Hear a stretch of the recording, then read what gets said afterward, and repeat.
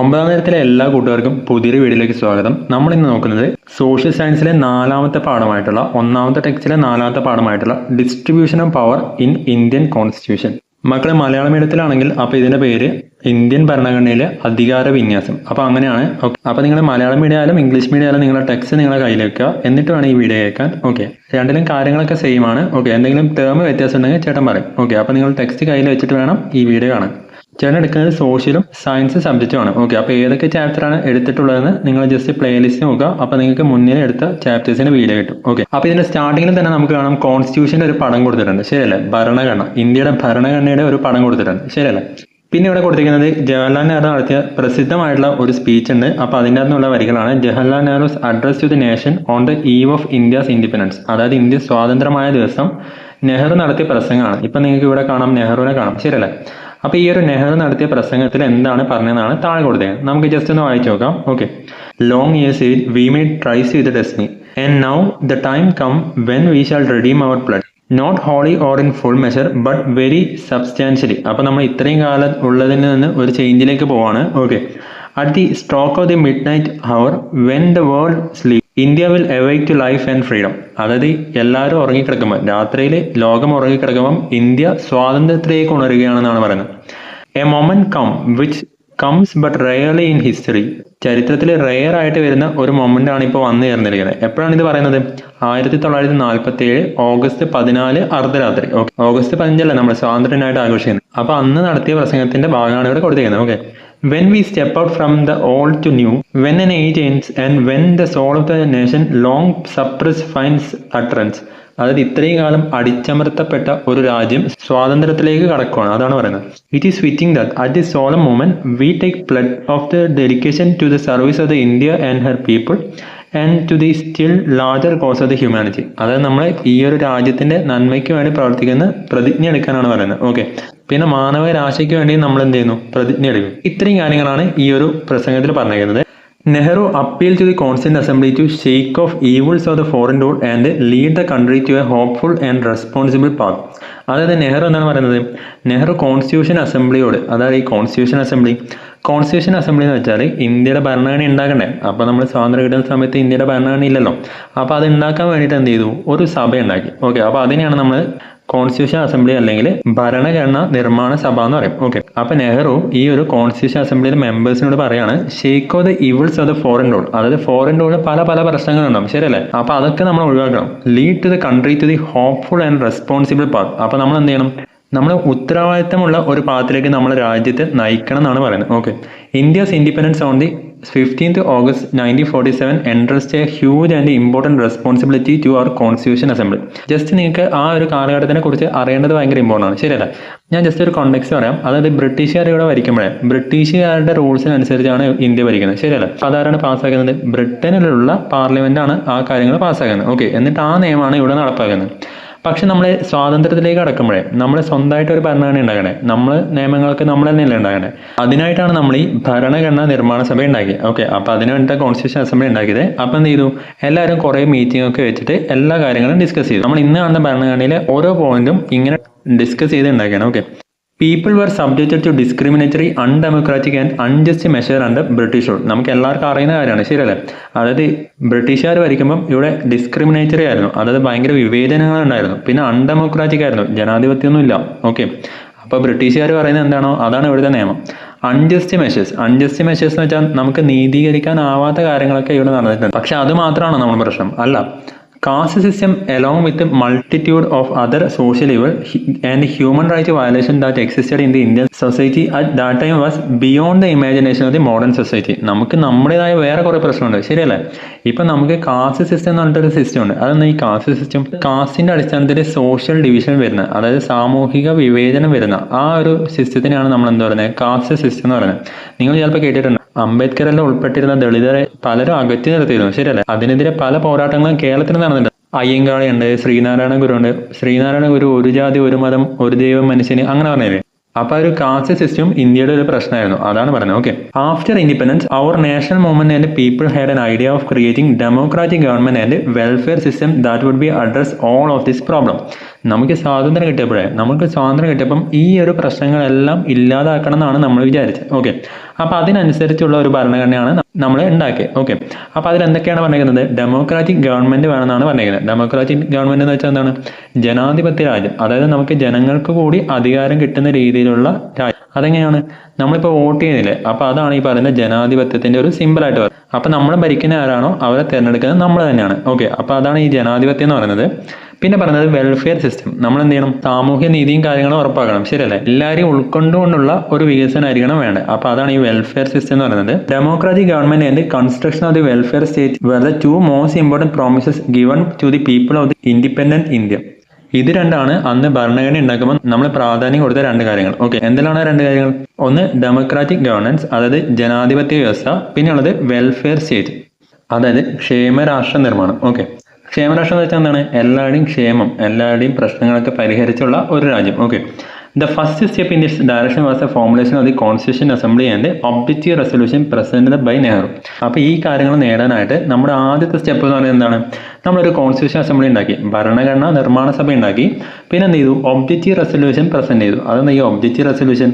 അതായത് നമ്മൾ എന്തൊക്കെ കാര്യങ്ങളാണോ നേടാൻ പോകുന്നത് അതിൻ്റെ ഒരു സമ്മറി. ഓക്കെ, അതായത് എന്തൊക്കെയാണ് നമ്മൾ ഈ ഭരണഘടന കൊണ്ട് ഉദ്ദേശിക്കുന്നത്, അതിനിടെ നമ്മൾ ഒബ്ജക്റ്റീവ്സ് എന്ന് പറയാം. അപ്പോൾ ആ ഒരു നമ്മൾ ഒബ്ജക്റ്റീവ്സ് ഉള്ള ഒരു റെസൊല്യൂഷൻ. ഓക്കെ, അപ്പോൾ നമ്മൾ എന്തൊക്കെയാണ് ഭരണഘടനയിൽ ഉദ്ദേശിക്കുന്നത് എന്നുള്ള കാര്യങ്ങൾ ഒരു റെസൊല്യൂഷനായിട്ട്, ഒരു പ്രമേയമായിട്ട് നെഹ്റു അവതരിപ്പിക്കുകയാണ്. ഓക്കെ, അപ്പോൾ അതാണ് നമ്മൾ ആദ്യം പറയുന്നത്, from objective resolution to constitution. മലയാളത്തിന്റെ ടെക്സ്റ്റിലാണ് നിങ്ങൾക്ക് ഒബ്ജക്റ്റീവ് റെസൊല്യൂഷൻ എന്നുള്ളത് ലക്ഷ്യപ്രമേയം എന്നാണ് കാണുക. ഓക്കെ, അപ്പോൾ നിങ്ങൾ ജസ്റ്റ് അത് നോട്ട് ചെയ്യാം. എന്താണ് പറഞ്ഞിരിക്കുന്നത്? Constitution assembly declare it solemn determination to make India an independent sovereign republic and to frame a constitution for it. അതായത് ഭരണഘടനാ നിർമ്മാണ സഭ ഇന്ത്യ ഒരു സ്വതന്ത്ര പരമാധികാര റിപ്പബ്ലിക്കായി തീർക്കാനും അതിനായി ഒരു ഭരണഘടന തയ്യാറാക്കാനുള്ള ഗൗരവമേറിയ ദൃഢനിശ്ചയം പ്രഖ്യാപിക്കുന്നു. അപ്പോൾ ഇന്ത്യ ഒരു സോവേറിയൻ റിപ്പബ്ലിക്, പരമാധികാര റിപ്പബ്ലിക് ആക്കാൻ വേണ്ടിയിട്ട് ഈ ഒരു കോൺസ്റ്റിറ്റ്യൂഷൻ അസംബ്ലി ദൃഢനിശ്ചയം ചെയ്യുന്നതാണ് ആര് പറയുന്നത്? ഈ ഒരു ഒബ്ജക്റ്റീവ് റെസൊല്യൂഷനിൽ നെഹ്റു പറയുന്നത്. പിന്നുള്ളത് independent sovereign India would be union of former British Indian territories, Indian state and other part outside British India willing to become part of the Indian union. അതായത് ഇന്ത്യൻ യൂണിയൻ, അതായത് നമ്മൾ പുതുതായിട്ട് ഉണ്ടാക്കിയത് രാജ്യമല്ലേ, അപ്പോൾ അതിൽ എന്തൊക്കെ ഉണ്ടാകുന്നതാണ് പറയുന്നത്? ഒന്ന് British Indian territory. British Indian territory എന്ന് വെച്ചാൽ ബ്രിട്ടീഷുകാർ ഭരിച്ചിരുന്ന പ്രദേശങ്ങളില്ലേ, അപ്പോൾ അത്. പിന്നെ ഇന്ത്യൻ സ്റ്റേറ്റ്, അതായത് ബ്രിട്ടീഷുകാർ ഉള്ളപ്പോൾ തന്നെ ഇവിടെ ഇന്ത്യൻ സ്റ്റേറ്റ്, ഇന്ത്യൻ നാട്ടുരാജ്യങ്ങളുണ്ടായിരുന്നു. എക്സാമ്പിൾ എന്താ? തിരുവിതാംകൂറില്ലേ, അപ്പോൾ അതുപോലുള്ള രാജ്യങ്ങളുണ്ടാവും. അപ്പോൾ ചിലപ്പോൾ ബ്രിട്ടീഷുകാരുടെ കയ്യിലല്ലാത്ത ചില പ്രദേശങ്ങൾ ഇന്ത്യയിലുണ്ട്. ഏതുപോലെ? നമ്മൾ പോണ്ടിച്ചേരിയിലില്ലേ, അപ്പോൾ അതുപോലെ അത്തരം സ്ഥലങ്ങൾ പുതുതായിട്ട് ഉണ്ടാക്കുന്ന രാജ്യത്തിന്റെ പാർട്ടാകുമെന്നാണ് പറഞ്ഞിരിക്കുന്നത്. ഓക്കെ, പിന്നെ പറയുന്നത് territories foaming the union of India will be autonomous unit. ഏതൊക്കെ കാര്യങ്ങൾ വെച്ചിട്ടാണോ ഈ ഒരു രാജ്യം ഉണ്ടാക്കുന്നത് ആ ഒരു ടെറിറ്ററീസിലെ ആ ഒരു പ്രദേശങ്ങളില്ലേ, അപ്പോൾ അവർ ഓട്ടോണമസ് യൂണിറ്റ്, സ്വയംഭരണ പ്രദേശങ്ങളായിരിക്കും എന്നാണ് പറയുന്നത്. They are vested with all power and duty not vested in the central government. അതായത് ചില അധികാരങ്ങൾ സെൻട്രൽ ഗവൺമെന്റിനായിരിക്കും, പക്ഷെ അത് കഴിഞ്ഞ് ബാക്കിയുള്ള അധികാരങ്ങൾ ആർക്കായിരിക്കും? ഈ ഒരു പ്രദേശങ്ങൾക്കായിരിക്കും എന്നാണ് പറയുന്നത്. ഏത് പ്രദേശങ്ങളാണോ ഈ ഒരു ഇന്ത്യ ഉണ്ടാക്കുന്നത് ആ ഒരു പ്രദേശങ്ങൾ. ഓക്കെ, പിന്നെ പറയുന്നത് all the powers of the independent sovereigns India will emanate from the people. നമുക്കുള്ള എല്ലാ പവറും ഇല്ലേ, അത് ആരുന്നാണ് കിട്ടുന്നതെന്നാണ് പറയുന്നത്? നമ്മുടെ പീപ്പിൾ, നമ്മുടെ ജനങ്ങളിൽ നിന്നാണ് ആ ഒരു പവർ കിട്ടുന്നതെന്നാണ് പറയുന്നത്. ഓക്കെ, പിന്നെ പറഞ്ഞിരിക്കുന്നത് എന്തൊക്കെ കാര്യങ്ങൾക്കാണ് നമ്മൾ ഇമ്പോർട്ടൻസ് കൊടുക്കുന്നത്. ഓക്കെ, അപ്പോൾ ഒന്ന് social, economic and political justice, സാമൂഹികവും സാമ്പത്തികവും രാഷ്ട്രീയമായിട്ടുള്ള നീതി ഉറപ്പാക്കുന്നതാണ് പറയുന്നത്. ഓക്കെ, പിന്നെ പറയുന്നത് ഇക്വാലിറ്റി ഓഫ് സ്റ്റാറ്റസ്, എല്ലാവരുടെയും സ്റ്റാറ്റസ് ഒരുപോലെ ആയിരിക്കും. അപ്പോൾ അങ്ങനെ ആർക്കും അങ്ങനെ ഒരു വ്യത്യാസമൊന്നുമില്ല, എല്ലാവരെയും നമ്മൾ ഒരുപോലെയാണ് ട്രീറ്റ് ചെയ്യുന്നത്. ഓക്കെ, പിന്നെ equality opportunity and equality before law, അതായത് സമത്വം ഉറപ്പാക്കുന്നതാണ് പറയുന്നത്. ഓക്കെ, നിയമത്തിന്റെ കണ്ണിലും അവസരങ്ങളിലും നമ്മൾ സമത്വം ഉണ്ടാക്കുന്നതാണ് പറയുന്നത്. Fundamental freedom of speech, expression, belief, worship, profession, association and assembly. അതായത് നമുക്ക് പല കാര്യങ്ങൾക്കുള്ള സ്വാതന്ത്ര്യം വേണം. എന്തിനൊക്കെയുള്ള സ്വാതന്ത്ര്യമാണ് വേണ്ടത്? ഒന്ന് ഫ്രീഡം ഓഫ് സ്പീച്ച്, നമുക്ക് എല്ലാ കാര്യങ്ങളും തുറന്നു പറയാനുള്ള സ്വാതന്ത്ര്യം വേണം. പിന്നെ നമുക്ക് കാര്യങ്ങളൊക്കെ എക്സ്പ്രസ് ചെയ്യാൻ, നമുക്ക് പ്രകടിപ്പിക്കാനുള്ള സ്വാതന്ത്ര്യം വേണം. പിന്നെ ബിലീഫ്, നമ്മളെ വിശ്വാസത്തിനുള്ള സ്വാതന്ത്ര്യം വേണം. വേർഷിപ്പ്, അതായത് നമ്മൾ വിശ്വസിക്കുന്ന കാര്യങ്ങളെ ആരാധിക്കാനുള്ള സ്വാതന്ത്ര്യം വേണം. പിന്നുള്ളത് പ്രൊഫഷൻ, അസോസിയേഷൻ ആൻഡ് അസംബ്ലി, നമുക്ക് ഇഷ്ടമുള്ള പ്രൊഫഷൻ ചെയ്യാനും അസോസിയേഷൻസ് ഉണ്ടാക്കാനും പിന്നെ അസംബ്ലി നമുക്ക് കൂടിച്ചേരാനൊക്കെ ഉള്ള സ്വാതന്ത്ര്യം വേണമെന്നാണ് പറയുന്നത്. പക്ഷേ ഇതെങ്ങനെയാണ്? Subject to law and public morality shall be ensured and protected for all the people of India. അപ്പോൾ ഈ കാര്യങ്ങളൊക്കെ എങ്ങനെയാണ് അനുവദിക്കുന്നത്? നിയമപരമായിട്ട്, നിയമത്തിനനുസരിച്ച്. ഓക്കെ, പബ്ലിക് മൊറാലിറ്റിക്ക് അനുസരിച്ച് നമ്മൾ ഇഷ്ടമുള്ള എന്തും ചെയ്യാൻ പറ്റുമോ? ഇല്ല. ഞാനൊരു എക്സാമ്പിൾ ആണ്, ഇപ്പോൾ കോവിഡ് ഉള്ളൊരു പേഷ്യൻറ്റ് ബസ്സിൽ ട്രാവൽ ചെയ്യണമെന്ന് വെച്ചാൽ നമുക്ക് അംഗീകരിക്കാൻ പറ്റുമോ? ഇല്ല. ബാക്കിയുള്ളവർക്ക് രോഗം വരാൻ ചാൻസ് ഉണ്ട്, ശരിയല്ലേ? അപ്പോൾ നമ്മൾ നിയമത്തിനും പിന്നെ പബ്ലിക് മൊറാലിറ്റി, അതായത് നമ്മുടെ സാമൂഹിക ധാർമ്മികത ഉണ്ടാവില്ലേ, അപ്പോൾ അതിനനുസരിച്ചായിരിക്കും നമ്മൾ ഈ കാര്യങ്ങൾ അലോ ചെയ്യുന്നതാണ് പറഞ്ഞേക്കുന്നത്. ഓക്കെ, അപ്പോൾ നിങ്ങൾക്ക് ഏതാണ്ട് ഐഡിയ കിട്ടിയോ? ഈ ഒരു ഒബ്ജക്റ്റീവ് റെസൊല്യൂഷൻ അല്ലെങ്കിൽ ലക്ഷ്യപ്രമേയം എന്ന് വെച്ചാൽ എന്താണെന്ന് മനസ്സിലായോ? പ്രത്യേകിച്ചൊന്നുമില്ല, എന്തൊക്കെ കാര്യങ്ങളാണ് നമ്മളൊരു ഭരണഘടന ഉണ്ടാക്കുന്നത് കൊണ്ട് ഉദ്ദേശിക്കുന്നത്. ഓക്കെ, അപ്പോൾ നമ്മളിപ്പോൾ പുതിയൊരു രാജ്യത്തേക്ക് കടക്കുകയാണ്. ഇത് എപ്പോഴാണ് നടക്കുന്നത്? 1947. ഓക്കെ, അപ്പോൾ നമ്മൾ പറയുന്നത് ആ ഒരു കാലഘട്ടത്തിൽ നമ്മളുള്ള പോലെയാണ് നമ്മൾ പറയുന്നത്. ഓക്കെ, അപ്പോൾ നമ്മൾ പുതുതായിട്ടൊരു രാജ്യം ഉണ്ടാക്കുമ്പം എന്തൊക്കെ കാര്യങ്ങളിലാണ് നമ്മൾ ഇമ്പോർട്ടൻസ് കൊടുക്കുന്നത്, അതാണ് ഈ പറയുന്ന ഒബ്ജക്റ്റീവ് റെസൊല്യൂഷനിൽ പറഞ്ഞിരിക്കുന്നത്. അപ്പോൾ ഇത് അവതരിപ്പിച്ചത് ആരാണ്? ജവഹർലാൽ നെഹ്റു ആണ്. ഓക്കെ, അപ്പോൾ നിങ്ങൾക്ക് എന്തൊക്കെ പഠിക്കണം? ഈ ഒബ്ജക്റ്റീവ് റെസൊല്യൂഷൻ എന്താണ്, ആരാണ് അവതരിപ്പിച്ചത്, എന്താണ് മെയിൻ ആയിട്ടുള്ള പോയിന്റ്സ്.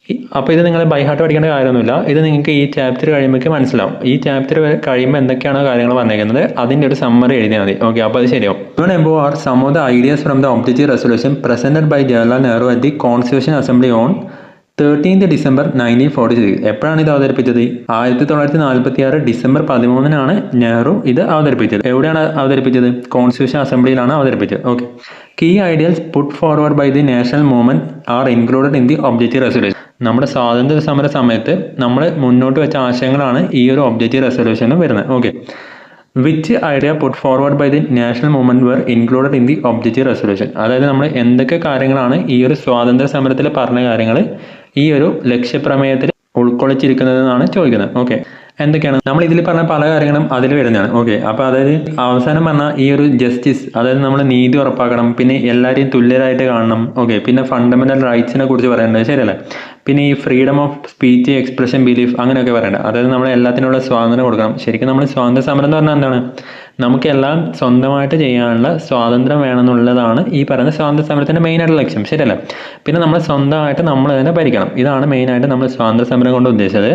അപ്പോൾ ആ കാര്യങ്ങൾ തന്നെയാണ് ഈ ഒരു ഒബ്ജക്റ്റീവ് റെസൊല്യൂഷനിൽ വരുന്നത്. ഓക്കെ, അപ്പോൾ ആ കാലത്ത് അവർക്ക് അസോസിയേറ്റ് ചെയ്യാനോ അസംബ്ലി ചെയ്യാനോ ഒന്നും അവകാശം ഉണ്ടായിട്ടില്ല. ഓക്കെ, അപ്പോൾ ആ കാര്യങ്ങളൊക്കെ ചെയ്യാമെന്ന് ആ ഒരു സ്വാതന്ത്ര്യ സമരത്തിൻ്റെ കാലത്ത് തന്നെ പറഞ്ഞാണ്. അതൊക്കെ തന്നെയാണ് ഈ ഒരു ലക്ഷ്യപ്രമേയത്തിലും വരുന്നത്. അതാണ് നമ്മളിവിടെ എഴുതേണ്ടത്. ഇക്വാലിറ്റി ഓഫ് ഓപ്പർച്യൂണിറ്റി, അതായത് അവസരങ്ങളിലെ സമത്വം ഇവിടെ കൊടുത്തിട്ടുണ്ട്. അപ്പോൾ നമ്മൾ എന്തായാലും എഴുതണം. പിന്നെ നമുക്ക് ഇക്വാലിറ്റി ഓഫ് സ്റ്റാറ്റസ് എഴുതാം, ശരിയല്ലേ? പദവികളിലെ സമത്വം എഴുതാം. പിന്നെന്താ? പിന്നെ ഇക്വാലിറ്റി ബിഫോർ ലോ, അപ്പോൾ നമുക്ക് അത് എഴുതാം. പിന്നെ ഉള്ളത് ഈ ഒരു ഫ്രീഡം ഓഫ് സ്പീച്ച് എഴുതാം, ഫ്രീഡം ഓഫ് എക്സ്പ്രഷൻ എഴുതാം, ഫ്രീഡം ഓഫ് ബിലീഫ് എഴുതാം, ഫ്രീഡം ഓഫ് വേർഷിപ്പ് എഴുതാം. അപ്പോൾ ഈ കാര്യങ്ങൾ നിങ്ങൾക്ക് ഇഷ്ടമുള്ള കുറച്ച് പോയിന്റ്സ് എന്ത് ചെയ്യുക, അവിടെ എടുത്ത് എഴുതാം. ഓക്കെ, അപ്പോൾ അതിൻ്റെ ആൻസർ എല്ലാവർക്കും മനസ്സിലായോ? ഇനി ഇവിടെ കൊടുത്തിരിക്കുന്നത് പ്രിയമ്പിൾ ആണ്. ഓക്കെ, അതായത് ഭരണഘടനയ്ക്ക് ഒരു ആമുഖമുണ്ട്. ഏതുപോലെ നമ്മൾ ടെക്സ്റ്റ് ഒക്കെ എഴുതുമ്പോൾ ടെക്സ്റ്റിന്റെ മുന്നിൽ കണ്ടില്ലേ ഒരു പേജ് ആമുഖം എന്ന് പറഞ്ഞിട്ട്? നമ്മൾ ബുക്കൊക്കെ എഴുതുമ്പം ആദ്യം ഒരു പേജ് കാണില്ലേ ആമുഖം എന്ന് പറഞ്ഞിട്ട്? ആ ബുക്കിൽ എന്തൊക്കെയാണ് പറയുന്നത് അതിൻ്റെ ഒരു ജസ്റ്റ് ഒരു ഇൻട്രൊഡക്ഷൻ പോലെ പറയുന്നില്ല. അപ്പോൾ അതിനെയാണ് നമ്മൾ ആമുഖം എന്ന് പറയുന്നത്. അതുപോലെ നമ്മുടെ ഭരണഘടനയ്ക്കും ഉണ്ട് ഒരു ആമുഖം. അപ്പോൾ അതിനെയാണ് നമ്മൾ പ്രിയമ്പിൾ എന്ന് പറയുന്നത്. ഓക്കെ, പ്രിയമ്പിൾ. അപ്പോൾ നമുക്ക് ജസ്റ്റ് ഒന്ന് വായിച്ചു നോക്കാം. ചേട്ടൻ ഈ പ്രിയമ്പിളിൽ സെപ്പറേറ്റ് ആയിട്ട് ഒരു വീഡിയോ ആയിട്ട് ചെയ്തിട്ടുണ്ട്. ഓക്കെ, അപ്പോൾ ഞാൻ ലിങ്ക് തൊട്ട് മേലെ കൊടുക്കുന്നുണ്ട്. നിങ്ങൾക്ക് ഒരു ലിങ്ക് കാണാം, ശരിയല്ലേ? ആ ലിങ്ക് നിങ്ങൾ ക്ലിക്ക് ചെയ്യുകയാണെങ്കിൽ നിങ്ങൾക്ക് ഇതിൻ്റെ കറക്റ്റായിട്ട് മലയാളത്തിലുള്ള കാര്യങ്ങൾ ഫുള്ളായിട്ട് ചേട്ടൻ എക്സ്പ്ലെയിൻ ചെയ്തിട്ടുണ്ട്. ഓക്കെ, അപ്പോൾ ഞാൻ റിപ്പീറ്റ് ചെയ്യുന്നില്ല. അപ്പോൾ ഞാൻ ഫുൾ കാര്യങ്ങൾ റിപ്പീറ്റ് ചെയ്യുന്നില്ല. നമ്മൾ ജസ്റ്റ് ഇമ്പോർട്ടൻ്റ് ആയിട്ടുള്ള ഇപ്പോൾ പറയുന്നുള്ളൂ. നിങ്ങൾക്ക് ഫുള്ളായിട്ട് അത് മനസ്സിലാകാൻ ആ വീഡിയോ ജസ്റ്റ് ഒന്ന് കണ്ടാൽ മതി. ഓക്കെ, മലയാളത്തിലാണ് ചേട്ടൻ പറഞ്ഞേക്കുന്നത്. ഓക്കെ, നിങ്ങൾ ജസ്റ്റ് അത് കാണുക, എന്നിട്ട് മനസ്സിലായിട്ടില്ലെങ്കിൽ ജസ്റ്റ് കമൻറ്റ് ചെയ്യുക. ഓക്കെ, അപ്പോൾ നമുക്ക് ഇതൊന്ന് നോക്കാം. ഇത് സ്റ്റാർട്ട് ചെയ്യുന്നതിന് എങ്ങനെയാണ്? We the people of India, ഭാരതത്തിലെ ജനങ്ങളായ നാം, അങ്ങനെ പറഞ്ഞിട്ടാണ് സ്റ്റാർട്ട് ചെയ്യുന്നത്. അപ്പം തന്നെ നമുക്കറിയാം എന്താണ് മനസ്സിലായത്. നമുക്ക് ഈ ഒരു ഭരണഘടനയിൽ പറയുന്ന കാര്യങ്ങൾക്ക് പവർ കിട്ടുന്നത് എവിടെ നിന്നാണ്? നമ്മുടെ രാജ്യത്തിലെ ജനങ്ങളിൽ നിന്നാണ്, ശരിയല്ലേ? Having solemnly resolve to constitute India into a sovereign socialist secular democratic republic. നമ്മുടെ രാജ്യത്തെ ഒരു പരമാധികാര സോഷ്യലിസ്റ്റ് മതേതര ഡെമോക്രാറ്റി, അതായത് ജനാധിപത്യ റിപ്പബ്ലിക് ആയിട്ട് മാറ്റുമെന്നാണ് പറഞ്ഞേക്കുന്നത്. അപ്പോൾ ഇതിൻ്റെ ഓരോന്നിൻ്റെയും കറക്റ്റ് ആയിട്ടുള്ള മീനിങ്ങും കാര്യങ്ങളും ചേട്ടൻ ആ വീഡിയോയിൽ പറയുന്നുണ്ട്. നിങ്ങൾ ജസ്റ്റ് ആ വീഡിയോ ഒന്ന് കാണണം കേട്ടോ. ഈ ഒരു വീഡിയോ കഴിഞ്ഞിട്ട് നിങ്ങൾ ആ വീഡിയോ ഒന്ന് കാണാം. ഈ ഒരു വീഡിയോയുടെ എൻഡിൽ ഞാനത് കൊടുത്തേക്കാം, ആ ഒരു വീഡിയോ കൊടുത്തേക്കാം. ഓക്കെ, അപ്പോൾ നിങ്ങൾ എന്ത് ചെയ്യാം, ഈ ഒരു വീഡിയോ കഴിഞ്ഞിട്ട് ആ ഒരു വീഡിയോ കാണാം. ഓക്കെ, പിന്നെ പറയുന്നത് to secure to all its citizen justice, liberty, equality, fraternity. അതിൽ ഈ ജസ്റ്റിസ് വെച്ചാൽ എന്താണ്? നീതിയാണ്. ഓക്കെ, എന്ത് നീതിയാണ്? Social, economic and political justice, അതായത് സാമൂഹികവും സാമ്പത്തികവും രാഷ്ട്രീയമായിട്ടുള്ള നീതി ഉറപ്പാക്കണം എന്നാണ് പറഞ്ഞിരിക്കുന്നത്. പിന്നെ എന്താ പറഞ്ഞിരിക്കുന്നത്? ലിബർട്ടി. ലിബർട്ടി എന്ന് വെച്ചാൽ എന്താണ്? സ്വാതന്ത്ര്യം എന്ന് പറയില്ലേ? Liberty of thought, expression, belief, faith and worship, അതായത് ചിന്തയ്ക്കും ആശയപ്രകടനത്തിനും വിശ്വാസത്തിനും മതനിഷ്ഠയ്ക്കും ആരാധനയ്ക്കുമുള്ള സ്വാതന്ത്ര്യം വേണമെന്നാണ് പറഞ്ഞിരിക്കുന്നത്. പിന്നെ പറഞ്ഞിരിക്കുന്നത് ഇക്വാലിറ്റി, സമത്വം. എങ്ങനെയുള്ള സമത്വമാണ്? Equality of status and opportunity, അതായത് പദവിയിലും അവസരങ്ങളിലും സമത്വം വേണമെന്നാണ് പറഞ്ഞിരിക്കുന്നത്. and to promote among them all fraternity, assuring the dignity of the individual and unity and integrity of the nation. അതായത് എല്ലാവർക്കും ഇടയിൽ സാഹോദര്യം വളർത്തണം എന്നാണ് പറഞ്ഞിരിക്കുന്നത്. പിന്നെ നമ്മൾ എന്ത് വേണം, നമ്മുടെ ഒരു ഭരണത്തിന്റെ യൂണിറ്റിയും ഇന്റഗ്രിറ്റിയും എന്ന് വെച്ചാൽ എന്താ, അഖണ്ഡത. ഓക്കെ, അപ്പൊ അതൊക്കെ കാത്തു സൂക്ഷിക്കണം എന്നാണ് പറഞ്ഞിരിക്കുന്നത്. In our Constitution Assembly, this 26th day of November 1949, do hereby adopt, enact and give to ourselves this Constitution. അതായത് നമ്മൾ എന്ത് ചെയ്യുന്നു, ഈ ഒരു ദിവസം, ഏത് ദിവസമാണ്, ഈ ഒരു ദിവസത്തിന് ഇമ്പോർട്ടൻസ് ഉണ്ട് കേട്ടോ. അതായത് 1949 നവംബർ 26 എന്നാണ് പറഞ്ഞേക്കുന്നത്. ഓക്കെ, ആ ദിവസമാണ് ഈ ഒരു കോൺസ്റ്റിറ്റ്യൂഷൻ അസംബ്ലി ഈ ഒരു ഭരണഘടന അംഗീകരിക്കുന്നത്. അതാണ് ഇവിടെ പറഞ്ഞേക്കുന്നത്. അപ്പോൾ എപ്പോഴാണ് ഈ ഒരു ഭരണഘടന അംഗീകരിച്ചതെന്ന് ചോദിച്ചാൽ ഈ ഒരു ദിവസമാണ് എഴുതുന്നത്. ഓക്കെ, പക്ഷെ നമ്മൾ റിപ്പബ്ലിക് ഡേ ആയിട്ട് ആചരിക്കുന്നത് എപ്പോഴാണ്, ജനുവരി 26 ശരിയല്ലേ. അതെന്തിട്ടാണ്, 1950 ജനുവരി 26 നമ്മുടെ ഈ ഒരു ഭരണഘടന പൂർണ്ണമായിട്ട് നിലവിൽ വന്നത്. ഓക്കെ, അപ്പോൾ ആ ഒരു ദിവസമാണ് നമ്മൾ റിപ്പബ്ലിക് ഡേ ആയിട്ട് ആചരിക്കുന്നത്. അതെന്തിട്ടാണ് ഈ ഒരു ജനുവരി 26 നമ്മൾ സെലക്ട് ചെയ്തത്, അത് നിങ്ങൾ ആ വീഡിയോ കണ്ടാൽ മനസ്സിലാവും. ഓക്കെ, അപ്പോൾ നിങ്ങൾ കണ്ടിട്ട് ജസ്റ്റ് കമന്റ് ചെയ്യാം. ഓക്കെ, പിന്നെ ഇതിന്റെ താഴെ പറഞ്ഞിട്ടുണ്ട് ചില വേർഡ്സ് പിന്നെ ആഡ് ചെയ്തതാണ്. ഓക്കെ, 42ാമത് ഭരണഘടനാ ഭേദഗതി പ്രകാരം എപ്പോഴുള്ള 1976 അത് പ്രകാരമാണ് നമ്മൾ ചില വേർഡ്സ് ഇതിൽ ആഡ് ചെയ്തേക്കുന്നത്. ഏതൊക്കെ വേർഡാണ്, ഒന്ന് പറയുന്നത് ഈ ഒരു സോഷ്യലിസ്റ്റ് സെക്കുലർ എന്നുള്ള ഈ രണ്ട് ടേംസ്. ഓക്കെ, പിന്നുള്ളത് ഈ ഒരു യൂണിറ്റി ആൻഡ് ഇന്റഗ്രിറ്റി ഇല്ലേ, അപ്പോൾ അതിൽ ഈ ഇന്റഗ്രിറ്റി എന്ന് പറയുന്ന ടേം, അഖണ്ഡത എന്ന് പറഞ്ഞ ടേം 1976 42ാമത് ഭരണഘടനാ ഭേദഗതി പ്രകാരം നമ്മൾ ആഡ് ചെയ്തതാണ്. ഓക്കെ, അപ്പോൾ ഇന്ദിരാഗാന്ധി ആയിരുന്നു അന്ന് പ്രധാനമന്ത്രി. ഈ ഒരു 3 ടേം നമ്മൾ ആദ്യം അംഗീകരിച്ച ആമുഖത്തിൽ ഇല്ലായിരുന്നു, അത് പിന്നീട് ആഡ് ചെയ്തതാണ്. Okay, identify the idea presented by the objective resolution and were included in the preamble of the constitution of India and compare them. അത് നമ്മൾ ഒബ്ജക്റ്റീവ് റെസൊല്യൂഷൻ പഠിച്ചു, ലക്ഷ്യപ്രമേയം പഠിച്ചു. ഈ ലക്ഷ്യപ്രമേയത്തിന് അടിസ്ഥാനമാക്കിയിട്ടാണ് ഈ പറയുന്ന പ്രിയമ്പിൾ, അതായത് ഭരണഘടനയുടെ ആമുഖം ഉണ്ടാക്കിയിരിക്കുന്നത്. ഓക്കെ, അപ്പോൾ ഇതിൽ എന്തൊക്കെയാണ് കോമൺ ആയിട്ട് വരുന്നതെന്നാണ് ചോദിക്കുന്നത്. ഓക്കെ, അപ്പോൾ ഒന്ന് സോവറിനിറ്റി ഓഫ് പീപ്പിൾ, ശരിയല്ല. അപ്പോൾ ഇതിൽ നമുക്ക് കാണാം സോവറിന് കൊടുത്തിട്ടുണ്ട്, അത് നമ്മൾ ലക്ഷ്യപ്രമേയത്തിൽ കണ്ടാണ്. പിന്നെ ഈ സോഷ്യലിസ്റ്റ് കൊടുത്തിട്ടുണ്ട്, അതും ലക്ഷ്യപ്രമേയത്തിലുണ്ട്, ശരിയല്ല. അപ്പോൾ നമ്മൾ ലക്ഷ്യപ്രമേയത്തിൽ പറഞ്ഞിരിക്കുന്നത് സോവറിൻ റിപ്പബ്ലിക് ആക്കും ഇന്ത്യ, പരമാധികാര റിപ്പബ്ലിക് ആക്കും ഇന്ത്യ എന്നാണ് പറഞ്ഞിരിക്കുന്നത്. ഇനി നമുക്ക് പ്രിയമ്പിൾ നോക്കാം. പ്രിയമ്പിളും ഈ പറയുന്ന സോവറിൻ റിപ്പബ്ലിക് ഉണ്ട്, ശരിയല്ലേ. അപ്പോൾ ഈ ഒരു രണ്ട് ടേംസും നമ്മളെ പ്രിയമ്പിളിലും ഉണ്ട്, ലക്ഷ്യപ്രമേയത്തിലും ഉണ്ട്, അത് നമുക്ക് മനസ്സിലായി. പിന്നെ എന്താണുള്ളത് ഇവിടെ നോക്കി, social economic and political justice ensure ചെയ്യുന്നതാണ് ഒബ്ജക്റ്റീവ് റെസൊല്യൂഷൻ ലക്ഷ്യപ്രമേയത്തിൽ പറഞ്ഞിരിക്കുന്നത്. ഇനി നമുക്ക് പ്രിയമ്പിൾ നോക്കാം. Justice, social economic and political, അതായത് സാമൂഹികവും സാമ്പത്തികവും രാഷ്ട്രീയമായിട്ടുള്ള നീതി ഉറപ്പാക്കുന്നതാണ് ഈ ഒരു പ്രിയമ്പിളിൽ പറഞ്ഞിരിക്കുന്നത്. അപ്പോൾ അത് രണ്ട് സെയിം അല്ലേ. Freedom of speech, expression, belief, worship, profession, association and assembly. അപ്പോൾ ഇതാണ് ഈ ഒരു ലക്ഷ്യപ്രമേയത്തിൽ പറഞ്ഞിരിക്കുന്നത്. നമ്മൾ പ്രിയമ്പിൾ നോക്കുകയാണെങ്കിൽ liberty of thought, expression, belief, faith and worship, അപ്പോൾ ഇത് കൊടുത്തിട്ടുണ്ട്, ശരിയല്ലേ. അപ്പോൾ ഇതിലും കുറേ ടേംസിനും കോമൺ ആണ്, ശരിയല്ലേ. പിന്നെ ഇവിടെ equality of status, equality of opportunity എന്ന് കൊടുത്തിട്ടുണ്ട്. ഇനി നമുക്ക് പ്രിയമ്പിൾ നോക്കാം. പ്രിയമ്പിളിലായാലും ഈ സെയിം കാര്യങ്ങൾ പറഞ്ഞിട്ടുണ്ട്, equality of status and opportunity, ശരിയല്ലേ. അതായത് ഈ കാര്യം ലക്ഷ്യപ്രമേയത്തിൽ നിന്നാണ് ഈ ഒരു പ്രിയമ്പിളിലേക്ക് എടുത്തേക്കുന്നത്. ഓക്കെ, അപ്പോൾ ഇപ്പം നമ്മൾ പറഞ്ഞ കാര്യങ്ങളില്ലേ, അപ്പോൾ അതാണ് നമ്മളിവിടെ എഴുതേണ്ടത്. ഓക്കെ, ഈക്വാലിറ്റി ഓപ്പർച്യൂണിറ്റി ഉണ്ട്, പിന്നെ ഫ്രീഡം ഓഫ് ഫെയ്ത്ത് അതൊക്കെ ഉണ്ട്. ഓക്കെ, ഡെമോക്രാസി, റിപ്പബ്ലിക് എന്നുണ്ട്. ഓക്കെ, അപ്പോൾ അങ്ങനെയുള്ള നിങ്ങൾക്ക് മനസ്സിലായ കാര്യങ്ങൾ എന്ത് ചെയ്യുക, നിങ്ങളിവിടെ ജസ്റ്റ് എടുത്തെഴുതാം. ഓക്കെ, അതെല്ലാവർക്കും മനസ്സിലാവും. Is it clear that various ideas of objective resolutions are included in the preamble of our constitution. അത് നമുക്ക് മനസ്സിലായില്ലേ, നമുക്ക് ശരിക്കും മനസ്സിലായില്ലേ. അതായത് ഈ ഒബ്ജക്റ്റീവ് റെസൊല്യൂഷൻ ലക്ഷ്യപ്രമേയത്തിലുള്ള പല കാര്യങ്ങളും എവിടെയുണ്ട്, ഈ ഒരു പ്രിയമ്പിളുണ്ട്, ശരിയല്ലേ. Let us examine how adequate provisions of the constitutions are to realize ideals, visions and objectives and the like mentioned in the preamble. അപ്പോൾ ഈ പ്രിയമ്പിളിൽ പറഞ്ഞ കാര്യങ്ങൾ എങ്ങനെയൊക്കെയാണ് നമ്മൾ ഇതിൽ ഇൻക്ലൂഡ് ചെയ്യുന്നത്, ഈ ഒരു ഭരണഘടനയിൽ ഇൻക്ലൂഡ് ചെയ്തതെന്ന് നമുക്കിത് നോക്കാം. അതാണ് ഇവിടെ കൊടുത്തിരിക്കുന്നത്, ഫീച്ചേഴ്സ് ഓഫ് കോൺസ്റ്റിറ്റ്യൂഷൻ എന്ന് പറഞ്ഞിട്ട്. ഓക്കെ, അപ്പോൾ ഭരണഘടനയുടെ സവിശേഷതകളാണ് നമ്മൾ പറയാൻ പോകുന്നത്. Constitution India was drafted by drafting committee of the Constitution Assembly constituted on the 6th December 1946 on the recommendation of the Cabinet Mission. Cabinet mission എന്ന് പറഞ്ഞാൽ എന്താണ്, ക്യാബിനറ്റ് മിഷൻ എന്ന് പറഞ്ഞാൽ അതായത് ബ്രിട്ടൻ സ്വാതന്ത്ര്യം കൊടുക്കാൻ പോലെ, അപ്പോൾ അതിന് മുന്നേ എന്ത് ചെയ്യണം, ചില കാര്യങ്ങളൊക്കെ തീർക്കാനുണ്ടാവും. ഓക്കെ, അപ്പോൾ അതൊക്കെ തീരുമാനിക്കാനായിട്ട് പല മിഷൻസ് ആയിട്ട് ഈ ഒരു ബ്രിട്ടൻ ഇന്ത്യയിലേക്ക് വന്നിട്ടുണ്ട്. അപ്പോൾ അതിൽ ലാസ്റ്റ് വന്നതാണ് ഈ പറയുന്ന ക്യാബിനറ്റ് മിഷൻ. ഓക്കെ, അപ്പോൾ അതിൻ്റെ നിർദ്ദേശപ്രകാരമാണ്, ഈ ഒരു ക്യാബിനറ്റ് മിഷൻ്റെ നിർദ്ദേശപ്രകാരമാണ് നമ്മുടെ ഈ ഭരണഘടനാ നിർമ്മാണ സഭ ഉണ്ടാക്കിയിരിക്കുന്നത്. ഓക്കെ, എപ്പോഴാണ് ഉണ്ടാക്കിയത്, 1946 ഡിസംബർ 6 ഉണ്ടാക്കിയിരിക്കുന്നത്. Okay, which lasted for 2 years 11 months and 17 days. അതായത് ഇത്രയും കാലം ഇത് നീണ്ടു നിന്നു, ഈ ഒരു നിയമനിർമ്മാണം നീണ്ടു നിന്നു. എത്ര വർഷം, 2 വർഷം 11 മാസം 17 ദിവസം. ഓക്കെ, അപ്പോൾ ഇത്രയും കാലം എടുത്തിട്ടാണ് നമ്മുടെ ഭരണഘടന ഉണ്ടാക്കിയത്. Okay, Constitution India adopted on 26th November 1949 and had 395 articles and 8 schedules in 22 parts. അപ്പോൾ ഈ ബേസിക്കലി ഈ ഒരു ഭരണഘടനയെ കുറേ പാർട്സ് ആക്കി, കുറേ ഭാഗങ്ങളാക്കിയിട്ട് വിഭജിച്ചിട്ടുണ്ടാവും. ഓക്കെ, ഭരണഘടന എന്ത് ചെയ്തു, 22 പാർട്ടാക്കി. ഓക്കെ, അപ്പോൾ എന്നിട്ട് ഓരോ പാർട്ടിലും എന്ത് ചെയ്യും, കുറേ അനുച്ഛേദങ്ങളുണ്ടാവും, അതായത് കുറേ ആർട്ടിക്കിൾസ് ഉണ്ടാവും, ഇവിടെയും കുറേ ആർട്ടിക്കിൾസ് ഉണ്ടാവും. ഓക്കെ, അപ്പോൾ അങ്ങനെയാണ് ഈ ഒരു ഭരണഘടന ഉണ്ടാക്കിയിരിക്കുന്നത്. പക്ഷേ ഇതുമായിട്ട് ബന്ധപ്പെട്ട കാര്യങ്ങളുണ്ടാവില്ല. ഫോർ എക്സാമ്പിൾ ഇപ്പം നമ്മളിപ്പം ഒരു സ്ഥലത്ത് യൂണിയൻ ആൻഡ് ടെറിട്ടറി എന്ന് കൊടുക്കുകയാണ്. ഓക്കെ, അപ്പോൾ നമ്മൾ ഏതൊക്കെ സംസ്ഥാനങ്ങളാണ് ഈ ഒരു യൂണിയനിൽ വരുന്ന കാര്യങ്ങൾ ഡീറ്റെയിൽസ് ആയിട്ട് കൊടുക്കേണ്ടത്. അപ്പോൾ അങ്ങനെ കൊടുക്കാൻ വേണ്ടിയിട്ട് നമ്മൾ പട്ടികകൾ തയ്യാറാക്കും. ഓക്കെ, അപ്പോൾ അതിനെയാണ് നമ്മൾ ഷെഡ്യൂൾസ് പറയുന്നത്, പട്ടിക എന്ന് പറയുന്നത്. ഓക്കെ, അപ്പോൾ ഈ ഒരു ആർട്ടിക്കിൾസുമായിട്ട് ബന്ധപ്പെട്ട ചില കാര്യങ്ങൾ പട്ടികയായിട്ട് കൊടുത്തിട്ടുണ്ടാവും. അപ്പോൾ അതിനെയാണ് നമ്മൾ എന്താ പറയുന്നത്, ഷെഡ്യൂൾ എന്ന് പറയുന്നത്. ഓക്കെ, അപ്പോൾ നിങ്ങൾക്ക് ഒരു ഐഡിയ കിട്ടുമോ? അതായത് കോൺസ്റ്റിറ്റ്യൂഷൻ എന്ന് പറഞ്ഞ ബുക്ക്, ആ ബുക്കിൽ കുറേ പാർട്സ് ഉണ്ട്. ഓക്കെ, പാർട്സ് വെച്ചാൽ എന്താണ്, ഭാഗം. ഏതുപോലെ നിങ്ങളിപ്പോൾ ചിലപ്പോൾ ക്ലാസ് എടുക്കുന്ന നോട്ടില്ലേ, അപ്പോൾ നിങ്ങൾ നോട്ടിൽ എഴുതുമ്പോൾ ചിലപ്പോൾ കുറച്ച് ഭാഗം മലയാളം എഴുതി, കുറച്ച് ഭാഗം ഇംഗ്ലീഷ് എഴുതി, അങ്ങനെ പല ഭാഗങ്ങളാക്കില്ലേ. അപ്പോൾ അതുപോലെയാണ് ഇതും. ഓക്കെ, അപ്പോൾ ഇതുപോലെ കോൺസ്റ്റിറ്റ്യൂഷനെ പല ഭാഗങ്ങളാക്കിയിട്ടുണ്ട്. അതിലാണ് ഓരോ ആർട്ടിക്കിൾസ് ഉണ്ടാവും, അനുച്ഛേദങ്ങൾ ഉണ്ടാവും. ഓക്കെ, പിന്നെ നമുക്ക് ഇതുമായിട്ട് ബന്ധപ്പെട്ട കാര്യങ്ങൾ പട്ടികയായിട്ട് ചിലപ്പോൾ കൊടുത്തിട്ടുണ്ടാവും. അപ്പോൾ അതിനാണ് നമ്മൾ എന്താ പറയുന്നത്, ഷെഡ്യൂൾ എന്ന് പറയുന്നത്. അപ്പോൾ ഇത് ക്ലിയർ ആണോ? The Constitution of India that come into force in 26 January 1950 come to be living document incorporating changes from time to time. അതായത് 1950 ജനുവരി 26 ഈ ഒരു ഭരണഘടന പൂർണ്ണമായിട്ടും നിലവിൽ വന്നത്. ഓക്കെ, അപ്പോൾ അതൊരു ലിവിങ് ഡോക്യുമെൻ്റ് ആണ്, ജീവിക്കുന്ന ഒരു ഭരണഘടനയാണെന്നാണ് പറയുന്നത്. എന്നിട്ടായിരിക്കും നമ്മൾ ഓരോ കാലത്തും ആ കാലത്തിന് ആവശ്യമായിട്ടുള്ള രീതിയിൽ നമ്മൾ എന്ത് ചെയ്യും, ആ ഒരു ഭരണഘടന ഭേദഗതി ചെയ്യും. ശരിയല്ലേ? അതുകൊണ്ടാണ് നമ്മൾ ഇതിനൊരു ലിവിങ് ഡോക്യുമെന്റ് എന്ന് പറയുന്നത്. അതായത് ഓരോ കാലത്തും പല ചേഞ്ചസ് ഉണ്ടാവും. ശരിയല്ലേ? അപ്പോൾ 1950 ഇന്ത്യ അല്ല 2024 ഇന്ത്യ. ശരിയല്ലേ?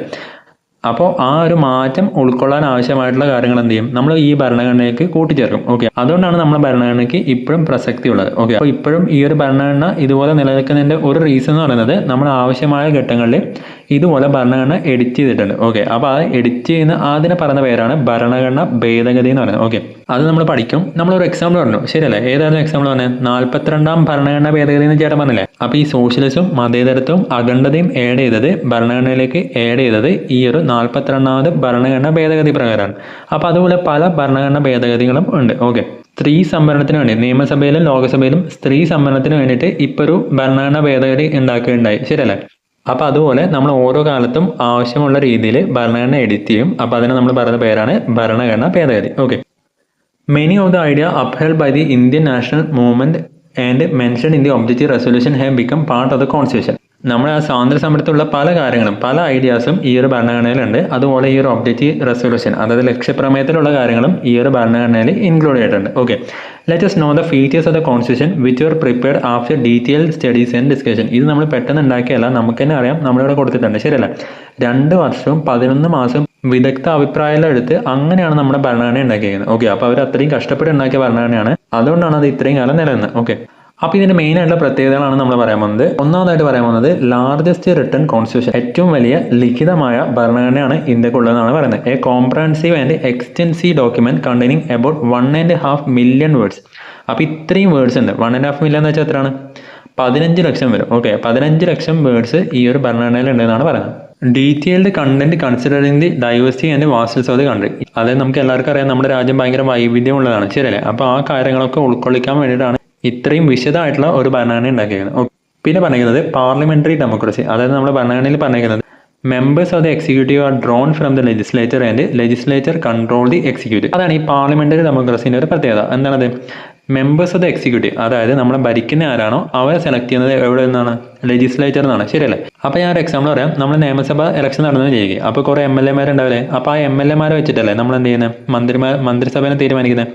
അപ്പോൾ അതാണ് പറയുന്നത് എക്സിക്യൂട്ടീവിലുള്ള മെമ്പേഴ്സ്, അതായത് മന്ത്രിസഭയിലുള്ള മെമ്പേഴ്സിനെ എവിടെ നിന്നാണ് സെലക്ട് ചെയ്യുന്നത്? ലെജിസ്ലേച്ചർ എന്നാണ്, നിയമനിർമ്മാണ സഭയിൽ നിന്നാണ് സെലക്ട് ചെയ്യുന്നത്. അപ്പോൾ സംസ്ഥാനത്തിൻ്റെ കേസിലാണെങ്കിൽ ഏതാണ് നിയമനിർമ്മാണ സഭ? നമ്മുടെ നിയമസഭയാണ്. ശരിയല്ലേ? ഇപ്പോൾ കേരളത്തിനാണ് കേരള നിയമസഭയാണ് ഈ പറയുന്ന നിയമനിർമ്മാണ സഭ. പക്ഷെ നമ്മുടെ രാജ്യത്തിൻ്റെ എടുക്കുകയാണെങ്കിൽ ഏതാണ്? പാർലമെന്റ് ആണ്. ശരിയല്ലേ? പാർലമെന്റ് പറയുന്നത് ഒരു സഭയല്ല, അതിൽ 2 എണ്ണം ഉണ്ട്. ലോക്സഭയുണ്ട്, രാജ്യസഭയുണ്ട്. നമ്മൾ ഡീറ്റെയിൽ ആയിട്ട് പഠിക്കും. ഓക്കെ, അപ്പോൾ ഈ ഒരു നിയമനിർമ്മാണ സഭയിൽ നിന്നാണ് നമ്മൾ ഈ മന്ത്രിസഭയെ സെലക്ട് ചെയ്യുന്നത്. അതാണ് ഇവിടെ ഉദ്ദേശിക്കുന്നത്. ഓക്കെ, പിന്നെ പറയുന്നത് ലെജിസ്ലേച്ചർ കൺട്രോൾ ദി എക്സിക്യൂട്ടീവ്. അതെങ്ങനെയാണ്? നമ്മൾ ചിലപ്പോൾ നിങ്ങൾ കേട്ടിട്ടുണ്ടാവും അവിശ്വാസ പ്രമേയം എന്നെല്ലാം പറഞ്ഞിട്ടുണ്ടാവും. ശരിയല്ല? Non confidence motion. അപ്പോൾ അത് പാസ്സാക്കുകയാണെങ്കിൽ മന്ത്രിസഭ രാജിവെക്കും. ഓക്കെ, ഭരിക്കുന്ന മന്ത്രിസഭയിൽ നമുക്ക് വിശ്വാസമില്ലെങ്കിൽ പ്രതിപക്ഷം എന്ത് ചെയ്യും? അവിശ്വാസ പ്രമേയം കൊണ്ടുവരും. ഓക്കെ, അപ്പോൾ അങ്ങനെ നമുക്ക് എന്ത് ചെയ്യാം? ഈ ഒരു മന്ത്രിസഭനെ എക്സിക്യൂട്ടീവിനെ കൺട്രോൾ ചെയ്യാം. അപ്പോൾ അതാണ് പറയുന്നത് legislature control the executive. Okay, legislature control the executive എന്ന് വെച്ചാൽ മനസ്സിലാവും. നിയമനിർമ്മാണ സഭയ്ക്ക് ഈ ഒരു ഭരിക്കുന്ന ഗവൺമെന്റിലെ ഈ ഭരിക്കുന്ന എക്സിക്യൂട്ടീവ് അല്ലേ, അപ്പോൾ അവരെ കൺട്രോൾ ചെയ്യാനുള്ള പവർ ഉണ്ട്. ഓക്കെ, അപ്പോൾ ഈ നിയമനിർമ്മാണ സഭ അവിശ്വാസം രേഖപ്പെടുത്തുകയാണെങ്കിൽ, അതിനാണ് നമ്മൾ അവിശ്വാസ പ്രമേയം എന്ന് പറയുന്നത്, അത് പാസ്സാവുകയാണെങ്കിൽ ഈ ഒരു മന്ത്രിസഭ രാജിവെക്കേണ്ടതായിട്ട് വരും. ഓക്കെ, പിന്നെ പറയുന്നത് rigid and flexible structure. Rigid എന്ന് വെച്ചാൽ എന്താണ്? ചില ഭരണഘടന എഡിറ്റ് ചെയ്യാൻ ഭയങ്കര ബുദ്ധിമുട്ടാണ്. ഓക്കെ, ഭേദഗതി വരുത്താൻ ഭയങ്കര ബുദ്ധിമുട്ടാണ്. അപ്പോൾ അങ്ങനെയുള്ള ഭരണഘടനയാണ് നമ്മൾ റിജിഡ് എന്ന് പറയുന്നത്. പിന്നെ ഫ്ലെക്സിബിൾ എന്ന് വെച്ചാൽ എന്താണ്? ചില ഭരണഘടന എഡിറ്റ് ചെയ്യാൻ ഭയങ്കര എളുപ്പമാണ്. ഓക്കെ, അപ്പോൾ അങ്ങനെയുള്ളതിനാണ് ഫ്ലെക്സിബിൾ എന്ന് പറയുന്നത്. റിജിഡിൻ്റെ എക്സാമ്പിൾ ഏതാണ്? റിജിഡിൻ്റെ എക്സാമ്പിളാണ് അമേരിക്കയുടെ ഭരണഘടന. ഓക്കെ, അതുപോലെ ഫ്ലെക്സിബിൾ എക്സാമ്പിൾ ഏതാണ്? ബ്രിട്ടീഷ് ഭരണഘടന. ഓക്കെ, പക്ഷെ നമ്മളെ ഭരണഘടന എങ്ങനെയാണ്? ഇതിൻ്റെ ഒരു മിക്സ് ആണ്. ഓക്കെ, ഭയങ്കര റിജിഡും അല്ല, ഭയങ്കര പ്രശ്നവുമില്ല, പക്ഷേ ഭയങ്കര സിമ്പിളും അല്ല ഈ ഒരു ഭരണഘടന എഡിറ്റ് ചെയ്യാൻ. ഓക്കെ, അതാണ് ഇവിടെ പറയുന്നത്. To amend certain provision special procedure will be followed but some others can be amended with ordinary legislative manner. ചില കാര്യങ്ങൾ ഭരണഘടനയുള്ളത് മാറ്റണമെങ്കിൽ സ്പെഷ്യൽ പ്രൊസീജിയർ വേണം. ഓക്കെ, അതാണ് ഈ സ്പെഷ്യൽ പ്രൊസീജിയർ. ഞാൻ ഒരു എക്സാമ്പിൾ പറയാം.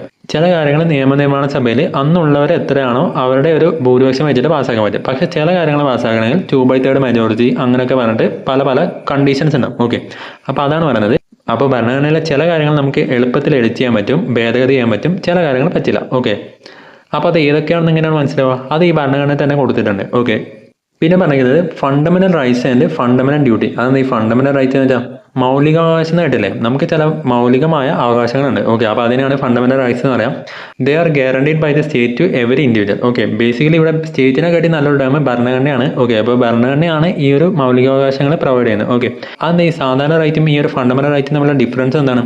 സാധാരണ ഒരു റൈറ്റ് നമുക്ക് നിഷേധിക്കപ്പെടുകയാണെങ്കിൽ നമുക്ക് കോടതി പോകാം. ഏത് കോടതിയിൽ പോകാം? കീഴ്ക്കോടതിയിൽ മാത്രമേ പോകാൻ പറ്റൂ. ഓക്കെ, പക്ഷേ ഈ ഒരു ഫണ്ടമെന്റൽ റൈറ്റ് മൗലികാവകാശം ലംഘിക്കപ്പെടുകയാണെങ്കിൽ നമുക്ക് എന്ത് ചെയ്യാം? സുപ്രീം കോടതിയിൽ നേരിട്ട് പോകാം. അതാണ് ഇതിൻ്റെ ഡിഫറൻസ്. ഓക്കെ, പിന്നെ പറയുന്നത് responsibilities of citizen towards the state and society. അപ്പോൾ അതാണ് ഈ പറയുന്ന ഫണ്ടമെന്റൽ ഡ്യൂട്ടീസിൽ വരുന്നത്. നമുക്ക് മൗലികാവകാശം പോലെ തന്നെ മൗലികമായുള്ള ചില കടമകളുണ്ട്. ഓക്കെ, അപ്പോൾ അതാണ് ഈ ഫണ്ടമെന്റൽ ഡ്യൂട്ടീസ് എന്ന് പറഞ്ഞാൽ. ഇതും ആദ്യത്തെ ഭരണഘടനയിൽ ഇല്ലായിരുന്നു. ഓക്കെ, പിന്നീട് ആഡ് ചെയ്തതാണ്. ഈ ഒരു ഫണ്ടമെന്റൽ റൈറ്റ് എന്ന് പറയുന്നത് എൻഫോഴ്സിബിൾ ആണ്. ഓക്കെ, അതായത് ഈ മൗലികാവകാശം ലംഘിക്കപ്പെടുകയാണെങ്കിൽ നമുക്ക് എന്ത് ചെയ്യാം? കോടതിയിൽ പോകാം. ഓക്കെ, പക്ഷേ ഈ ഫണ്ടമെന്റൽ ഡ്യൂട്ടി എന്ന് പറയുന്നത് ഇപ്പോൾ എൻഫോഴ്സിബിൾ അല്ല. അതായത് നമ്മൾ ഈ ഫണ്ടമെന്റൽ ഡ്യൂട്ടി ആയിട്ട് കൊടുത്ത കാര്യങ്ങളിൽ അത് നമ്മൾ ചെയ്തിട്ടില്ല എന്ന് വെച്ചാൽ നമുക്കെതിരെ കേസ് എടുക്കാനൊന്നും പറ്റില്ല. അപ്പോൾ അതിന് കറസ്പോണ്ടിങ് ആയിട്ട് എന്തെങ്കിലും നിയമം ഉണ്ടാക്കിയിട്ടുണ്ടെങ്കിൽ മാത്രമേ അങ്ങനെ പറ്റൂ, അല്ലെങ്കിൽ പറ്റത്തില്ല. ഓക്കെ, പക്ഷെ എന്ത് വേണം? നമ്മൾ ഇന്ത്യയിലുള്ള ആൾക്കാരെന്ന നിലയിൽ നമ്മൾ ഈ ഫണ്ടമെന്റൽ ഡ്യൂട്ടീസ് ഫോളോ ചെയ്യണം. ഓക്കെ, പിന്നെ പറയുന്നത് directive principle of state policy. അതെന്താണ് ഈ directive principle of state policy? അപ്പോൾ നമ്മൾ ഈ ഭരിക്കുന്നവരെ നിയമം ഉണ്ടാക്കുമ്പോഴേ ഈ ഒരു കാര്യങ്ങളൊക്കെ ശ്രദ്ധിച്ചിട്ട് വേണം നിയമം ഉണ്ടാക്കാൻ. അതാണ് ഇവിടെ directive principle of state policy എന്ന് പറയുന്നത്. സ്റ്റേറ്റ് പോളിസി ഉണ്ടാക്കുമ്പോൾ നമ്മൾ എന്തൊക്കെ കാര്യങ്ങളാണ് ശ്രദ്ധിക്കേണ്ടത് അതാണ് ഇതിൽ പറഞ്ഞേക്കുന്നത്. They are direction given to the state for the socio economic development of the nation. അതായത് സാമൂഹികവും സാമ്പത്തികമായിട്ടുള്ള രാജ്യത്തിൻ്റെ വളർച്ചയ്ക്ക് വേണ്ടിയിട്ട് നിയമം ഉണ്ടാക്കുമ്പം എന്തൊക്കെ കാര്യങ്ങളാണ് ശ്രദ്ധിക്കേണ്ടത്. അപ്പോൾ അതാണ് ഈ DPSPയിൽ പറഞ്ഞിരിക്കുന്നത്, directive principle of state policy. ഇതും ഞാൻ നേരത്തെ പറഞ്ഞ പോലെയാണ്. ഓക്കെ, ഈ ഒരു DPSP അതായത് ഈ ഒരു DPSPയിലുള്ള കാര്യങ്ങൾ നടപ്പാക്കിയില്ല എന്ന് പറഞ്ഞിട്ട് നമുക്ക് കേസ് കൊടുക്കാൻ പറ്റില്ല. ഓക്കെ, ഗവൺമെൻറ്റിനെതിരെ കേസ് കൊടുക്കാനും പറ്റില്ല, കാരണം ഇത് എൻഫോഴ്സിബിൾ അല്ല. ഓക്കെ, അപ്പോൾ അങ്ങനെ ഒരു പ്രശ്നമുണ്ട്. അത് നമുക്ക് പിന്നീട് ഡീറ്റെയിൽ ആയിട്ട് പഠിക്കാം. ഓക്കെ, നമുക്ക് ഇപ്പം അടുത്ത ഫീച്ചർ നോക്കാം. Bicameral legislature. അതെന്താ ഈ ബൈ ക്യാമറൽ വെച്ചാൽ? ബൈ എന്ന് നിങ്ങൾ എവിടെയും കാണുകയാണ് 2 എന്നാണ് meaning. Okay, bicameral legislature എന്ന് വെച്ചാൽ അതിന് 2 ഹൗസ് ഉണ്ടാവും. ഓക്കെ, അത് ഏതെല്ലാം? ഇന്ത്യൻ പാർലമെന്റ് എടുക്കുകയാണെങ്കിൽ അതിനൊരു ലോവർ ഹൗസ് ഉണ്ട്, അതിന് ലോക്സഭ എന്നാണ് പറയുന്നത്, which represent the whole people, and upper house Rajya Sabha which represent the state for a second thought in legislation. അതായത് നമ്മളെ പാർലമെന്റിന് 2 സഭകളുണ്ട്, ലോക്സഭയുണ്ട്, രാജ്യസഭയുണ്ട്. ഓക്കെ, പീപ്പിളിനെ റെപ്രസെന്റ് ചെയ്യുന്നതാണ് ലോക്സഭ എന്ന് പറയുന്നത്. അതായത് നമ്മുടെ രാജ്യത്തിലെ ജനങ്ങളില്ലേ, അപ്പോൾ ഈ ജനങ്ങളെ റെപ്രസെന്റ് ചെയ്യുന്നതാണ് ലോക്സഭ. അതുകൊണ്ടല്ലേ അതിൻ്റെ ലോക്സഭ എന്നാണ്. ലോകം എന്ന് വെച്ചാൽ എന്താ? ജനങ്ങൾ എന്നല്ലേ. അപ്പോൾ ഈ ലോക് എന്ന് വെച്ചാൽ ബേസിക്കലി ജനങ്ങൾ എന്നാണ്. ഓക്കെ, അതുപോലെ രാജ്യസഭ എന്ന് വെച്ചാൽ എന്താണ്? സ്റ്റേറ്റിനെ റെപ്രസെന്റ് ചെയ്യുന്നത്, അതായത് കേരളത്തിനെ റെപ്രസെന്റ് ചെയ്യുന്നത്, തമിഴ്നാടിനെ റെപ്രസെന്റ് ചെയ്യുന്നത്. അപ്പോൾ അങ്ങനെയുള്ള മെമ്പേഴ്സാണ് ഉണ്ടാവുക. അപ്പോൾ അതിനോണ്ടാണ് ഇതിൻ്റെ പേരെന്ത്? രാജ്യസഭ. രാജ്യം എന്ന് വെച്ചാൽ എന്താണ്? രാജ്യം എന്ന് വെച്ചാൽ സ്റ്റേറ്റ് എന്നല്ല ഉദ്ദേശിക്കുന്നത്. അപ്പോൾ ഈ സ്റ്റേറ്റുകളെ റെപ്രസെന്റ് ചെയ്യുന്നതുകൊണ്ടാണ് നമ്മൾ എന്താ പറയുന്നത്? രാജ്യസഭ എന്ന് പറയുന്നത്. ഓക്കെ, അപ്പോൾ എന്തിനാണ് ഈ രാജ്യസഭ ഉണ്ടാക്കിയിരിക്കുന്നത്? നമ്മളിപ്പോൾ ലോക്സഭ മാത്രമേ ഉള്ളൂ എന്ന് വിചാരിക്കും. ഓക്കെ, അപ്പോൾ നമ്മൾ പെട്ടെന്ന് നിയമം ഉണ്ടാകും, അപ്പോൾ ചിലപ്പോൾ പ്രശ്നങ്ങൾ ഉണ്ടാകാൻ ചാൻസ് ഉണ്ട്. ഓക്കെ, അപ്പോൾ നമ്മൾ എന്ത് ചെയ്യണം? ഒരു സെക്കൻഡ് ഒപ്പീനിയൻ എടുക്കാൻ വേണ്ടിയിട്ട് അതിന് വേണ്ടിയിട്ടാണ് നമ്മൾ എന്ത് ചെയ്യുന്നത്? രാജ്യസഭ ഉണ്ടാക്കിയിരിക്കുന്നത്. ഓക്കെ, അതെല്ലാവർക്കും മനസ്സിലായെന്ന് വിചാരിക്കുന്നു. പിന്നെ ഒരു കാര്യം, ലോവർ ഹൗസ് എന്ന് പറയുന്നത് ലോക്സഭയും അപ്പർ ഹൗസ് എന്ന് പറയുന്നത് രാജ്യസഭയാണ്. ഓക്കെ, അപ്പം നിങ്ങൾ എങ്ങനെ ഓർക്കാം? ലോക്സഭയാണ് ലോവർ ഹൗസ്, L അങ്ങനെ ഓർത്താൽ ലോവർ ഹൗസ് ലോക്സഭ. ഓക്കെ, പിന്നെ അതുപോലെ അപ്പർ ഹൗസ് ആണ് രാജ്യസഭ. അത് ലോവർ ഇതാണെങ്കിൽ അപ്പർ മറ്റേതായിരിക്കുമല്ലോ. ഓക്കെ, അത് നിങ്ങൾ അങ്ങനെ ഓർത്താൽ മതി. പിന്നെ പറയുന്നത് ഫെഡറലിസം വിത്ത് സ്ട്രോങ് സെൻട്രൽ ഗവൺമെന്റ്. അതെന്താ ഈ ഫെഡറലിസം എന്ന് വെച്ചാൽ നമ്മളത് ഡീറ്റെയിൽ ആയിട്ട് പഠിക്കും. Okay, division of power between centre and state. അത് നമുക്കറിയാം, ഒരു സെൻട്രൽ ഗവൺമെൻറ് ഉണ്ട്, പിന്നെ സ്റ്റേറ്റ് ഗവൺമെൻറ്. ശരിക്കും ഇത് എല്ലാവരും ഭരിക്കുന്നത് നമ്മളെ തന്നെയല്ലേ. ഓക്കെ, അപ്പോൾ ബേസിക്കലി ഇതിൻ്റെ ഡിഫറൻസ് എന്താണ്? ചില കാര്യങ്ങൾ സെൻട്രൽ ഗവൺമെൻറ് ആണ് ചെയ്യുക, ചില കാര്യങ്ങൾ സ്റ്റേറ്റ് ഗവൺമെൻറ് ആണ് ചെയ്യുക. Okay, our constitution enshrine some special power that give the centre upper hand. അപ്പോൾ ചില കാര്യങ്ങളിൽ ഈ ഒരു കേന്ദ്ര ഗവൺമെൻറ്റിന് കുറച്ച് അധികം പവർ ഉണ്ടെന്നാണ് പറയുന്നത്. ഇത് നമുക്ക് ഡീറ്റെയിൽ ആയിട്ട് പിന്നെ നോക്കാം. ഓക്കെ, അപ്പം ബേസിക്കലി ഫെഡറലിസം ആണ് എന്താ ഉദ്ദേശിക്കുന്നത്? പല ലെവലിലുള്ള ഗവൺമെൻറ്റ്സ് ഉള്ളതിനാണ് നമ്മൾ ഈ ഫെഡറലിസം എന്ന് പറയുന്നത്. ഓക്കെ, അപ്പോൾ ഇവിടെ കേന്ദ്ര ഗവൺമെൻറ് ഉണ്ട്, പിന്നെ അതുപോലെ സ്റ്റേറ്റ് ഗവൺമെൻറ് ഉണ്ട്, ശരിയല്ലേ? അപ്പോൾ ഇനി നമുക്ക് അടുത്ത് നോക്കാം, ഇൻഡിപെൻഡന്റ് ആൻഡ് ഇംപാർഷ്യൽ ജുഡീഷ്യറി. നമ്മുടെ ജുഡീഷ്യറി എന്ന് പറയുന്നത് സ്വതന്ത്രമായിട്ടാണ് പ്രവർത്തിക്കുന്നത്, ശരിയല്ലേ? പിന്നെ ഇംപാർഷ്യൽ ആണ്, ആർക്കും ഒരു പാർഷ്യാലിറ്റി ഒന്നുമില്ല. Okay, judicial system free from control of the legislature and executive. ഭരിക്കുന്നവരോ നിയമം ഉണ്ടാക്കുന്നവരോ അവർക്കൊന്നും ഈ ഒരു ജുഡീഷ്യറി കൺട്രോൾ ചെയ്യാൻ പറ്റില്ല എന്നാണ് പറയുന്നത്. എന്തിനാട്ടോ? അങ്ങനെ കൺട്രോൾ ചെയ്യാൻ പറ്റുവാണെങ്കിൽ എന്ത് സംഭവിക്കും? ഈ ഒരു ജുഡീഷ്യറിയുടെ ഇൻഡിപെൻഡൻസി പോകും, ശരിയല്ല? അപ്പോൾ അതുകൊണ്ട് നമ്മളെ ഭരണഘടന പറഞ്ഞിരിക്കുന്നത് ഈ ഒരു നിയമനിർമ്മാണ സഭയ്ക്കോ അല്ലെങ്കിൽ എക്സിക്യൂട്ടീവിനോ ജുഡീഷ്യറി കൺട്രോൾ ചെയ്യാൻ പറ്റില്ല എന്നാണ് പറഞ്ഞിരിക്കുന്നത്. പിന്നെ പറയുന്നത് ഇൻഡിപെൻഡന്റ് കോൺസ്റ്റിറ്റ്യൂഷണൽ ഇൻസ്റ്റിറ്റ്യൂഷൻ. നമുക്ക് ഈ കോൺസ്റ്റിറ്റ്യൂഷൻ ഇൻസ്റ്റിറ്റ്യൂഷൻസ് ഉണ്ട്. അതാണ് ഈ കോൺസ്റ്റിറ്റ്യൂഷൻ ഇൻസ്റ്റിറ്റ്യൂഷൻ. നമ്മുടെ കോൺസ്റ്റിറ്റ്യൂഷൻ തന്നെ പറയുന്ന ചില സ്ഥാപനങ്ങളും കാര്യങ്ങളും ഉണ്ട്, ചില ഇൻസ്റ്റിറ്റ്യൂഷൻസ് ഉണ്ട്. Okay, independent constitution institutions to make democratic system broad and meaning. ചില ഇൻസ്റ്റിറ്റ്യൂഷൻസ് ഈ ഒരു ഭരണഘടനയിൽ തന്നെ പറയുന്നുണ്ട്. അതാണ് ഈ പറയുന്നത് കോൺസ്റ്റിറ്റ്യൂഷൻ ഇൻസ്റ്റിറ്റ്യൂഷൻ എന്ന് പറയുന്നത്.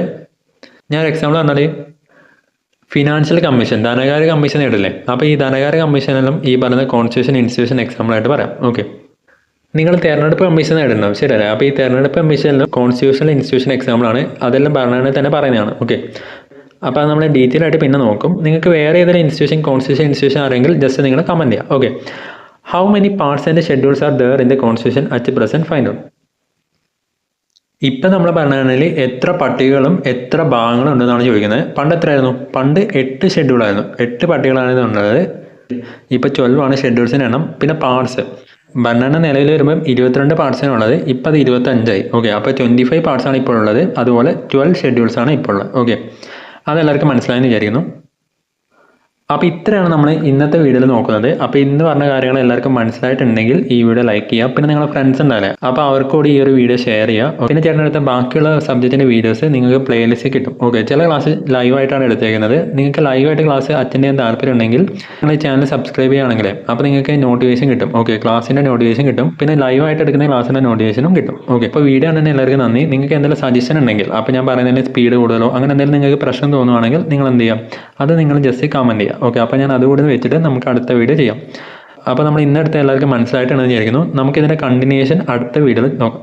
അപ്പോൾ എല്ലാവരും സൂപ്പറായിട്ട് പഠിക്കുക. All the best.